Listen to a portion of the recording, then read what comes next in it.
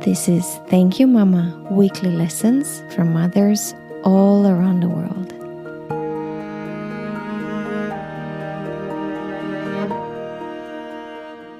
Hi, and welcome to a new episode of Thank You Mama. My name is Anna Teider, and my guest today is Özlem Yüce Petronczki. Did I pronounce that well, Özlem? Yes, you did. Yay!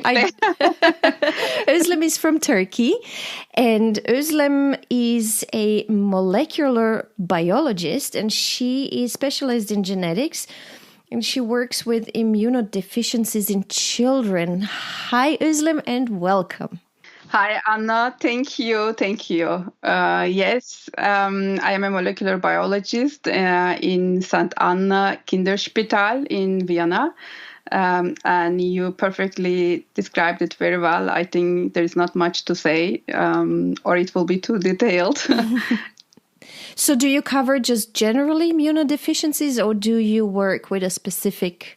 We basically are interested in any immunodeficiencies that occur in small children because when this disease happens in small children, that means usually they are due to a genetics defect. And therefore, it is in a way easy for us to figure out the reasons behind the disease.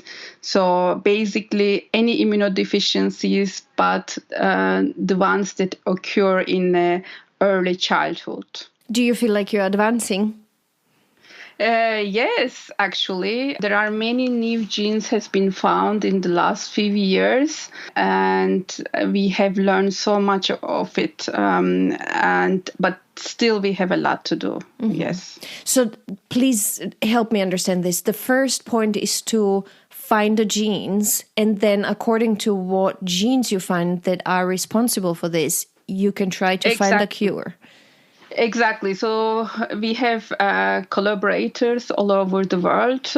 I mean, medical doctors, of course. And when they have patients with immunodeficiencies, they basically send us the blood of these patients with their family members.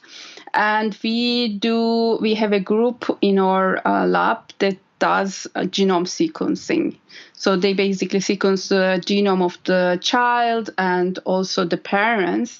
And they try to, when comparing, try to find out the mutations that might occur in the genome of the child that would result in the disease. But of course, it is not as simple as I tell you, because usually after the genome sequencing, we ended up so many different genes that could be the reason for the disease. So we try to study and try to narrow it down to understand really the main gene that causes the disease.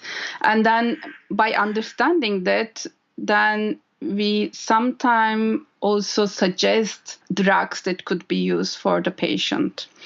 And ideally, the next step is not something that we do, but maybe hopefully some drug companies or pharma companies would do, which is to find drugs for these genes that we identify. Mm-hmm.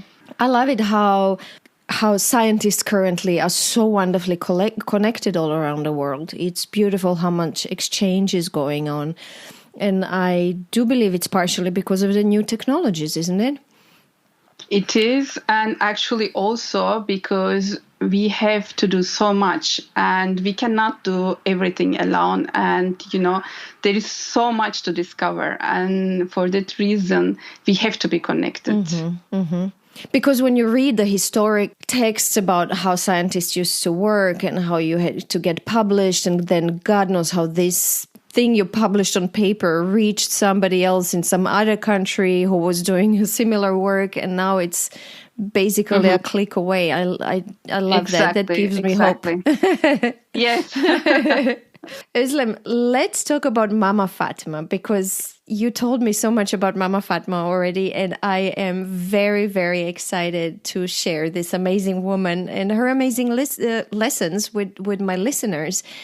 What makes Mama Fatma so amazing? Yes, she is an amazing woman because she, I think, played an essential role for me and my two sisters' life right now. Basically, I have two more sisters, and Mama Fatma was always there for us. And she was amazing, and she was very supportive in every respect in our life. Basically, the amazing thing about her is that she comes from a small village in the middle of Turkey, and she had 8 sisters and brothers. It is a farmer's family she grew up in, and they are. It is a well-off farmer's family. But the amazing thing is that, so at that time when she was a young girl, there was no school in their village. And when the school came to the village, she was at the age of 11. And she really, really loved to go to school. But at that time, her parents thought that she's too old to go to school. So this was always something missing in her life. I think she always kind of felt this big emptiness. Maybe I would say, I don't know if this is the correct word. Lack. The lack of education. So therefore, for her, it was really, really important that me and my sisters, they would be educated well. So she has done everything to make sure that we would be educated properly. I mean, it was funny because actually when you think about it, she was only 11 years old, but the family thought that no, actually she's almost at the age to get married. That's crazy. How crazy is that? And how grateful does it make you feel that we live in different times? And yeah. Exactly. And I think she had a sister who was maybe 2 years younger than her, and she has been sent to school, but she hasn't been. So this is always, I mean, although I should say she didn't get married soon, you know. When did she get married? She was around 20, I think, when she got married. And you told me that was an arranged marriage, as is tradition. It was an arranged, yes, wedding and marriage. I mean, my father is a great man, but I think still it is, of course, when you think about it right now, it is kind of weird, but it somehow worked out. Thankfully. Yeah, thankfully. Yes. And then when they got married, they moved to Istanbul. And you told me that she then had 3 of you girls, but also she took care of his nephews. His brother and sisters, actually. Oh, his brothers and sisters. Okay. Yes, exactly. Because, so as I said, both my mom's family and my father's family, they were very well off farmers in the small village. But of course, she has 8 sisters and brothers. My father has 9 sisters and brother. So the family thought that, okay, you know, it is maybe better that they move to Istanbul, where they can establish a new business or a future for the younger ones to be educated and so on. Because even they had school in the village at that time, it was only primary school. So if you had to proceed for high school or the middle school, you had to travel 5 kilometers, and this wasn't possible, you know. So basically, soon after she got married, they moved to Istanbul with, I think at that time, 5 of my father's sisters and brothers. 2 of them helped my father to build the business, and the others were studying, basically, going to school. And yeah, one of them actually never left us. Until he got married. So he was like a brother to us. You know, he was more than an uncle. That's a lot of children and family to take care for her. Yes, it is. And also, you know, you need to also think that those are usually like teenagers. that were not, far away from the mom and the dad. So it wasn't a very easy situation, I think. But I think she managed it very well. Yeah, I think maybe this was normal to them at that time, This is not something she ever questioned. And she managed through all of that to put you 3 girls through university, not only through school, but through university. Yes. And you had a special success. Yes. So I should say that, till then, we didn't have any family member with a university degree. I mean, I am proud of every single member of my family, but it was just, I think, because of the circumstances, because they were coming from a city that was far away from these opportunities, So my mom, in a way, made sure that we will succeed in that, in a way that she would always advise us, what to do. And whenever, for example, in Turkey, when you want to go to a university, there is a common university exam that you need to go through. So everyone sits at the same time. So you need to be in the 1% to be able to go to a nice university. And actually, so it is hard. It is not very easy. And so I managed to get accepted into one of the best universities in Turkey. So, but I feel that this is not my success, but I think this is more the success of my mom. I mean, she was always there for us, for any way possible. So, my father would give her weekly money for her to spend for household things. She would always spare some for us. So whenever we needed money, my mom always had money for us, even though she never worked herself. And also, what I find it amazing is that she has a very, very good vision in life. I mean, she is so modern despite not being educated. I mean, especially now that when I look back, although, I have been in several countries, so I was exposed to so many different cultures and ideas and people. I think she is more open-minded. That's amazing. I mean, I am an open-minded person, don't get me wrong, but I feel sometimes that she is much more tolerant and more open-minded than I am, although, I had all these opportunities. So all 3 of you girls became very successful. One of your sisters is a lawyer, and the other one is an HR manager. And you did your PhD in Vienna, did you? I did. So this is also another thing, majority of my friends, after finishing the universities, they went abroad to do PhDs, or they wanted to. And then I wasn't sure, I was like, okay, do I have to do it? Or, do I really need this?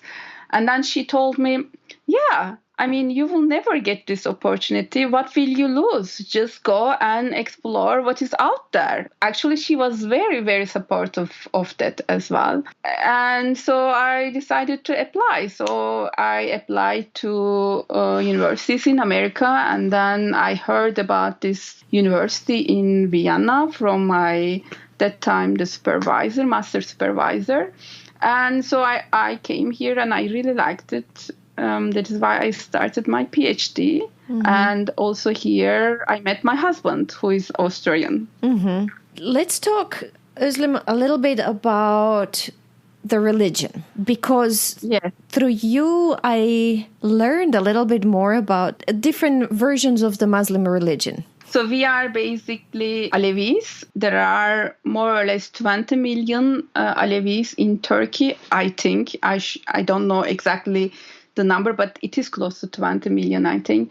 And we are quite different in certain ways because we don't pray in mosques. The place that we pray is called Cemevi, and it is like more of a dancing with music, and it is done with man and woman together. And we also, it is very spiritual. So basically, it is believed that in Anatolia, many people believed in shamanism, or especially the Alevis. And of course, when Islam was coming to Anatolia, some people, they really didn't want to give up. And they say that this has been somehow mix of shamanism plus Islam in a way. So Alevis are follower of Ali. So it is like similar to Shia a little bit. But in the way we pray, it is quite different. So we never go to mosque. We never do Ramadan. So in a way, it's its own religion. Actually, in Austria, it has been accepted as a separate religion. But in Turkey, it is still a big issue in Turkey. Life is not easy for Alevis in Turkey, I should say. Oh, when are we going to learn to accept differences everywhere in the world? And you told me that women have a big role in the family with yes. Alevis. Yes, for Alevis, women are quite strong. I mean, they are heard of, they have a really prominent position in the family. I was very excited when you sent me the video because of my dancing background. When I heard you guys pray through dancing, I was so excited, and you sent me this video, and I was mesmerized by it. I loved it so much because it was such a mix of different things that I've seen. The arm movements reminded me of my Qigong exercises where you meditate through this arm movement, but then they're spinning like dervishes. Yeah, so it's fascinating to watch. I'm very glad that you enriched me a little bit and taught me something new. Thank you. Yes. Let's go to Mama Fatma's lessons. We already started. I think you already mentioned a few through the way she was saving money to support you girls and the way she pushed you to go and explore. She gave you the courage to go. Yes, she always said you have two ways in life to reach something or to take the path in your life. And this depends if you go into a very luxurious life or to be miserable, basically. This is up to you. And then you mentioned to me when we spoke first about her, which I find fascinating because I feel my mom was a bit like this, that she managed to push you girls to achieve more and better and work hard, but in a very gentle way. You said you never felt pushed. It all came very, very natural. It did, yes, it did. I think this was very important. It was very important for our success because she made us to realize that what we do is we do for us, for our life. Every single thing we will do enrich or make our experience much, much nicer and enjoyable. And I'm so glad that I have had a mom like her in every aspect. I think if she would have pushed me a little bit more, maybe it wouldn't have worked the way it did worked. So she was very successful in a way that she makes you realize actually that it is for you. She is so amazing with motivating young people in a gentle way that you told me you ask her sometimes to talk to your teenage son. Yes, because she makes it so gentle. I mean, it is in a way that she gives you your space, but you also understand her, very well. I mean, she just is really good with this. So yes, I told her, I said, can you please talk to my 14-year-old son and, advise him this and this way, because she really does it very well. You don't feel that, someone is pushing you or pressuring you to accept her or her idea, but it kind of develops it in a very nice way. I don't know how to explain. So that means that he understands Turkish? Yes, so both of my boys, they can speak Turkish, English, and German. That's fantastic. That's such a big Yes, treasure you gave them yes, with yes. different languages.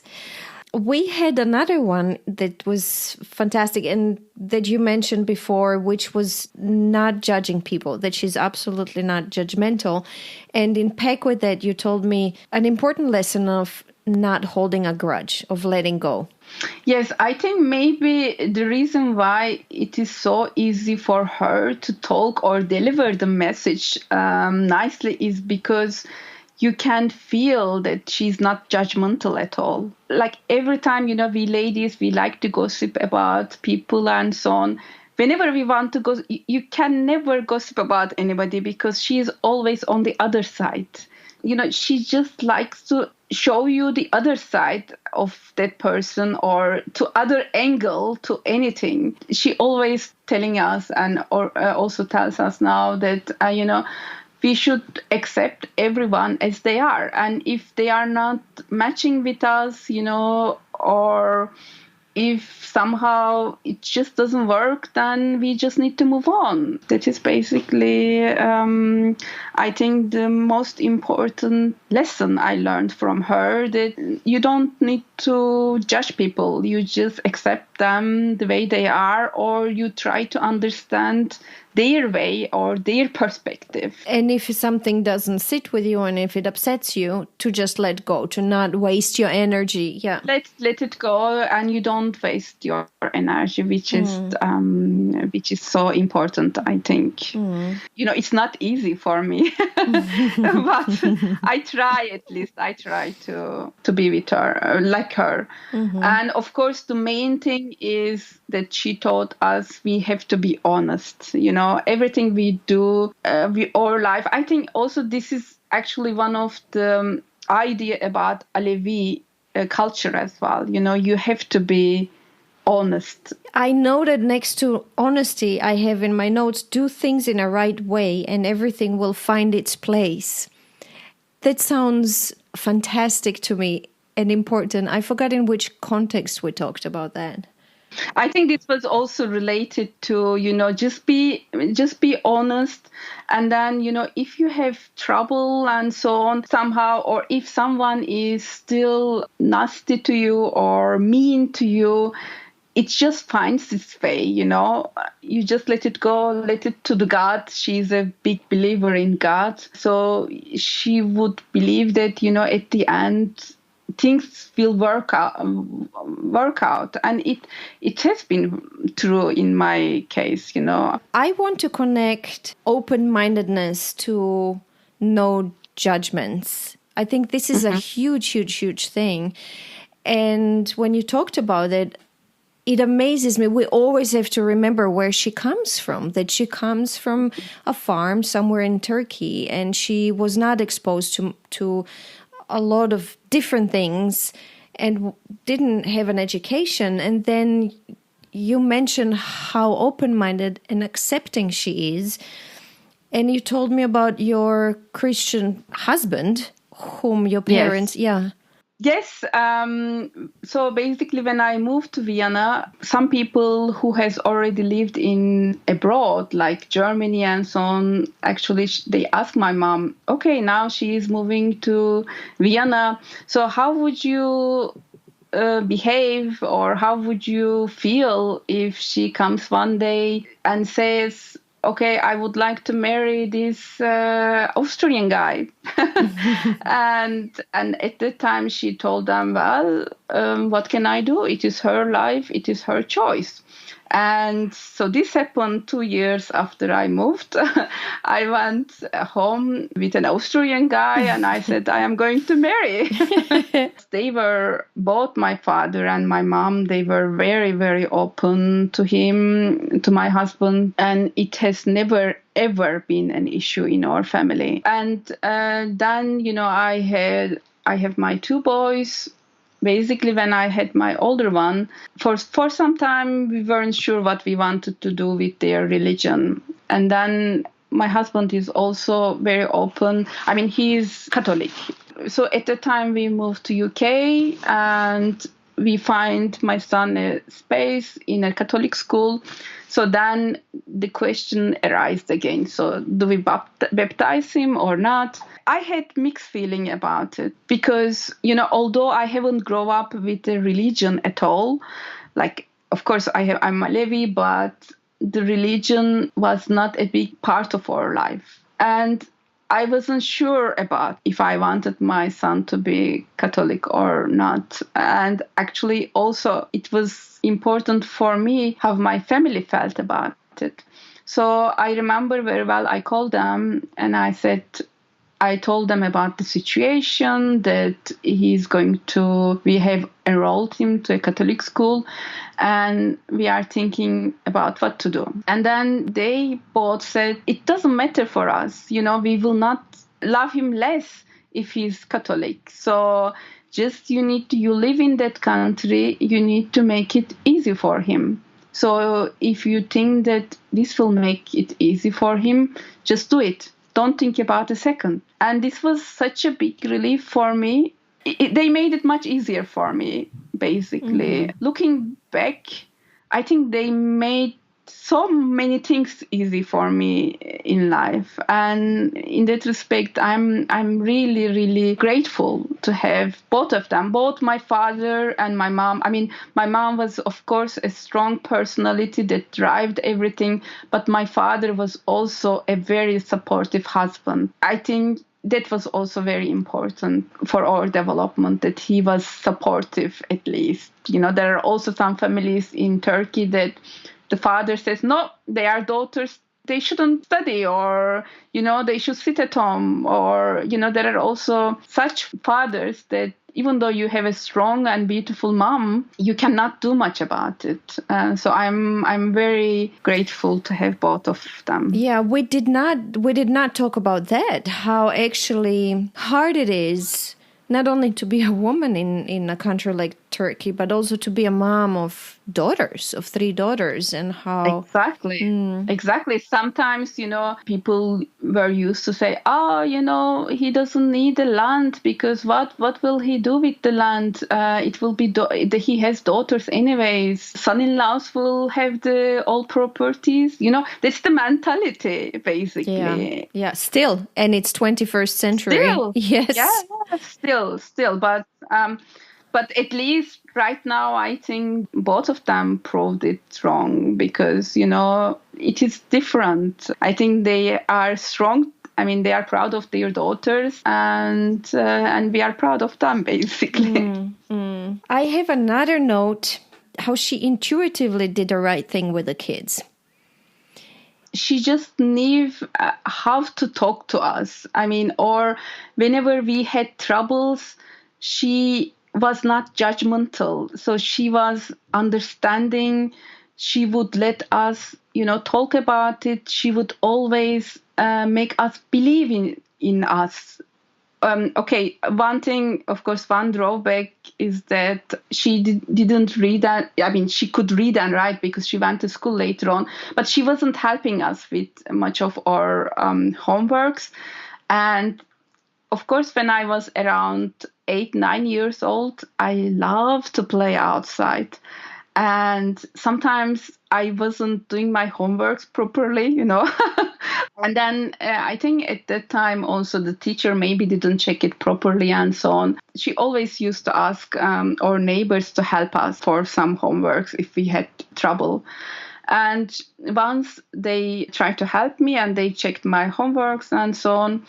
And then they saw that it is not right. And then this lady, the neighbor, they went to her and said, she doesn't do the homeworks properly, most likely. You are just wasting your time. She will also quit the school most likely soon, la la la la la. And then my mom just talked to me. She said, look, I don't care what she says, but I believe in you. You will do it. Just focus on it much better. So I think these kind of supports we always had in our life in every respect. Even now, I mean, she is right now 67 years old, and she would still call me, "Oh, how is it going? Do you need help? Shall I come over to help you out? You must be so busy with the kids and the work and so and so. So do you want me? So at least I can ease your life a little bit. Shall I come over?" I mean, I know that whenever I need her, even if she is in trouble at that time, there is no question. She would just leave it. She will come. She will be there the next day. Özlem, I'd like to ask her about things you maybe have not learned from her, or things you wish she did teach you. Well, one thing she on purpose didn't want us to learn is the household, because she was always thinking that, if I teach them how to clean the house or like organize the flat or anything related to household, they would not like to study, but they would like to, find someone, get married and have their own house. I mean, she literally told this clearly to us every time. No, you don't do it. You focus on your studies and so on. And this is, I think, I wished she would have taught me a little bit more, because I still have issues with organization, and it doesn't excite me to have a, perfectly organized house. I love you for saying that, because I feel the same way. I'm just like, I honestly hate cooking, for instance. I feel it's such a waste of time. Özlem, thank you so much for sharing this amazing story. Let me try to recap what we talked about. So we talked about her strength and her always encouraging you to go and explore and be the best you can be for your own sake. And we talked about how she managed to do this in a very gentle way, and you never really felt pushed, really. And I think beautifully connected to this is her ability not to judge and to connect with people and always see the other side. And her big lesson about, if you don't agree with somebody, or if they hurt you or upset you, don't waste your energy on it. Just let it go. Either accept or just let go. Honesty, which you mentioned is also part of the Alevi culture. Open-mindedness, and how they always accepted changes and accepted your moves and to different countries, and your husband who comes from a different culture, and how they basically just supported you with their open-mindedness to achieve the best and live the best life you can. I think they trusted us. I think this is maybe the key thing. And they made us feel that we are, they trust us and they respect every decision we take, basically. Respect. Mm-hmm. Mm-hmm. That's it. And her modern vision in life, which I'm still amazed with, that she managed to have this vision for you ladies. Did I miss anything? Yes. No, you perfectly summarized it. And Anna, I really, really thank you for this opportunity that I could talk about my beautiful mama, Fatma. And I am, as much as she is proud of us, and we three of us are proud of her in every respect. She's not educated, but she has always a vision much stronger than many other educated people. And three of us, we are proud of her. Thank you so much for being my guest, and thank you for sharing her. I think she's such a big inspiration for how we can just jump across our own borders and enlarge our world and our children's world. Thank you for that. Thank you. Thank you. If you enjoy Thank You Mama and want to help it grow, please take the 2 seconds to leave a 5-star review on Apple Podcasts. It really helps. If you'd like to get in touch, you can send me a mail at info@thankyoumama.net. You can also find me on Instagram, Facebook, and Twitter under Anna Teider, that's Tajder. This was Thank You Mama. Come back next week, subscribe, and tell your friends.